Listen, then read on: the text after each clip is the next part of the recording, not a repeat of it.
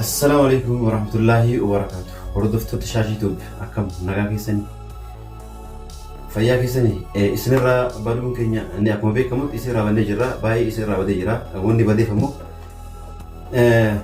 kana booda waan waliin himu ta'a jechuudha. Har'a keessummaa ajaa'ibaa qabadhee isinii dhufee jira. Keessummaan kiyya kan isiniif qabadhee dhufee jiru akkuma na biratti agartan kana jechuudha. Keessummaa kana isinii fidee dhufee jira jechuudha. Kana dura ammoo warroonni baay'een maaf baddee maaliif maal taate jettanii koomentii jalatti na barreessuu turtanii nagaa maaf badee jechuudha. Har'a ammoo keessummaa kana wal isin barsiisuudhaaf qabadhee dhufeetiin jira jechuudha. Akkasuma keessummaa fidee dhufe kana ofii kiyya isin barsiisuu hin taane keessummaan nu bira jira afaan qabaanii dubbata waan ta'eef garanumaan garuma keessummaa keenyaatti isin dabarsina. Maqaa isaas waa hunda ishees isimarraa akka baratan abdii qaba. Kanaafuu gamanumaan gara keessummaa keenyaatti isin dabarsa jechuudha. Akkam jirtu hordoftoota shaasheetoo carraa kennuu keetiif galatoomii. Nagaa Waaqayyo isiniif haa ta'u. Hundi keessanuu bakka jirtanitti nageenyi isin faana jiraatu. Maqaan koo Caaltuun jedhama. Ani mana kanaaf keessummaadha.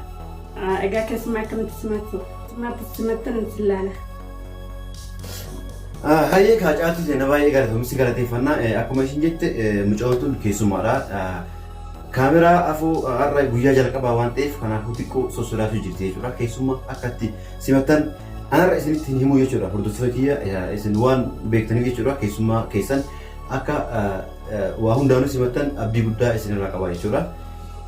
Garanumaan aniif mucaan tun maal walii taana kan jedhu mucaan tun kaameraa kanaafillee haarawaa jechuudha. Akkas kaameraa qofaafii miti. Anaafis baay'ee haarawaa jechuudha. Mucoota nama hanga wal fuune yookaan hanga walitti dabalamne torbee takka. Kanaafuu kophaa kee fuudheen jedhu ziireeti gara daawwattootaa fi hordoftoota kiyyaatti himuudhaaf har'a gara keessan dhufe jechuudha. Kanaafuu mee jaartii tiyya kana akkamiin haala kamiin naasamattanii akkamiin naasamattanii kan jedhu isin gaafachuudhaaf gara keessan dhufe jechuudha. Mee nama haarawaa kana koomentii akkamitti laayikii maali yaada keessan akkamitti naa ibsitan jechuudha. Gara keessan dhufe mucoota na fuudhuudhaaf naa gammadammoo akkamii gammachuu keessan laayikii meeqaan akka naa ibsitan isin irraa eegu barbaada jechuudha. Kanaafuu mucayyoon tun akkamii naaf taati yoo isin siif hin taatu naan jettan inni isaa jechuun kiyya dhiisuu sun taane yoo isin nagarsiiftan aruuzaas yookaan sargii ajaa'iba kan godhee isin garsiisaa jechuu kooti malee inni isa jechuudha. Kanaafuu isin kana dura na beektan jechuudha. Yeroo amma akkasitti mucaan kun koyaa shungee mee cimcim goona koyaa shungee mee cimcim goona koyaa shungee mee cimcim goona yaa wayyaa koo fuulli yaa maaluma ta'e akkanatti jaartiin qabamu firan qabamu maarreen qabamu jettaniiti naa barreessu turtan ni beekaa jechuudha. Kanaafuu har'a aarii kanatu mucoota dirqiidhaan as baay'isee fuuldura miidiyaatti isin wal barsiisuudhaaf gara kana fide jechuudha. Isheen tun jaartii tiyyaa fuudhee jira jechuudha. Yaada nu gaafachuu barbaadan anaaf jaartii waan ta'aniif koomentii jalatti waan barbaadan waan nu gaafachuu barbaadan irra yookaan isin taatu yookaan atammoo isin taatu jettaniillee waan gargaaraa nu gaafachuudhaaf mirga qabdanii jechuudha. Nullee isiniif deebisuudhaaf eeyyamamnee jirra jechuudha. Kanaafuu waan barbaadan nu gaafachuu ni dandeessan jechuudha. Akkasuma gaafii kan osoo hin taane diraamaalee garaagaraa kan duras akka hojjennu ni beektanii amma immoo sandaraan cimsine ishee wajjin akka isin hojjechuudhaaf karoora baay'ee qabannee dhufnee jirra jechuudha. Egaa kanaan booda aneefinni kanaan booda wal taanee isiniif dalaguu jirra. Kanaan booda waan isiniif dalagnu hunda qophoofne aneefinni qophoofnee jirra. Waan isiniif dalagnu hunda koomentii jalatti nu barreessa. Waan isin mudate seenaa keessan koomentii jalatti nu barreessuu dandeessu. Nuti immoo haala diraamaatiin hojjennee dhiyeessuu dandeenya. Waan isin hundaaf obboleeyyan keenya hundaaf waan namootaaf barumsa jettanii yaaddan jalatti nu barreessaa. Nuti immoo haala diraamaatiin dalagnee qopheessuudhaaf qophoofneerra. Egaa akkasuma guyyaa lammaffaatiif ammoo asirra osoo hin taane guyyaa biraatiif viidiyoo lammaffaa akka isin qopheessinuuf yaada keessan isin ijoollee isaatii akkamiin wal fuutanii akkamiin wal baratanii waan garaagaraa jalatti nu barreessanii akka isin qopheessinuuf akka nu barreessan abdii guddaa qabna. Maaliif waan keenya barachuu barbaadan jechuudha.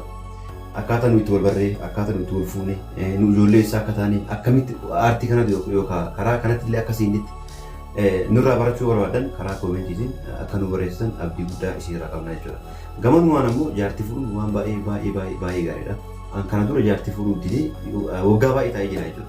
Garuu ammoo hanga isii fuudhe baay'ee torbee takka jijjiirama waan baay'ee argee jira jechuudha. Amma warroonni fuudheenuma akka fuutan isin gorsaa jechuudha. Maaliif kana dura beeytanii hojii keenya beeytanii hojiin kiyya marqa jechuudha. Marqa sana irra jalaa amma baheeti jaartii fuudhee.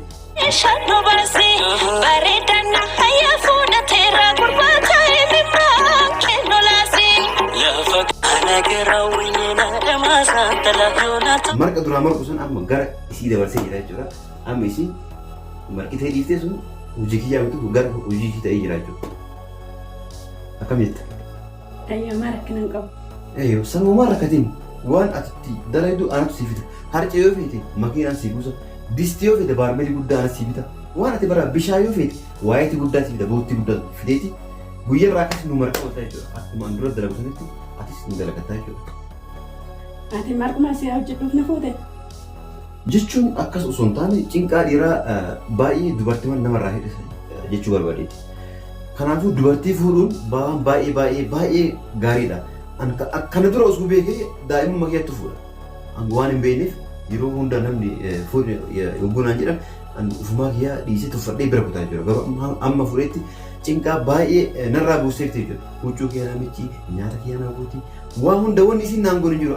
Urgasii fuudherra rafeetuma ka'ee nyaadhee bahu malee akka dura yeroo duraa jechuudha. Cinqamu maal godhuu huccuu mijachuu maal gochuu kanarraa bahee jira. Warri fuunes kana booda ammoo rabbiin guddaa isin itti fuudhu. Yoo fuudha barbaaddes karaa koomentiitiin na dubbisaa ana isin fuudha rakkoon qabu. Jaartii fuudhuun walumaa galatti jannatti seenudha. Warri fuudhuu barbaadan immoo karaa koomentiitiin akka itti fuudhu akka isin itti argadhe jechuudha. Yoo baruu barbaadan karaa koomentiitiin naa barreessaati. Anis akka itti argatan isinii barreessaa. Hin cinqamtanii rabbi isin taa'u jaartii fuudhuun jannata addunyaati jechuudha. Amma arge torbee tana keessa jannata keessa ture jechuudha walumaa galatti jechuu barbaade. Kanaafuu rabbi isin taa'u warri qabdan ammoo tama qabda sin jabeeffadha. Dhaamsa kiyya kun akkasuma warri jaartii qabdan jechuudha. Jaartii takkitti osoo qabdan lama godhannaa sadii godhannaa afur godhannaa jettanii fiiguu sun taane takkitti qabda sin jabeeffadha.